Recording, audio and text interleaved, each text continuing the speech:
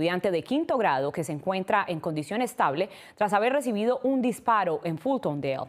Estas son imágenes del lugar de los hechos en los apartamentos Chapel Creek. La policía informa que dos mujeres estaban peleando después de que sus hijos se vieran involucrados en una discusión en la escuela.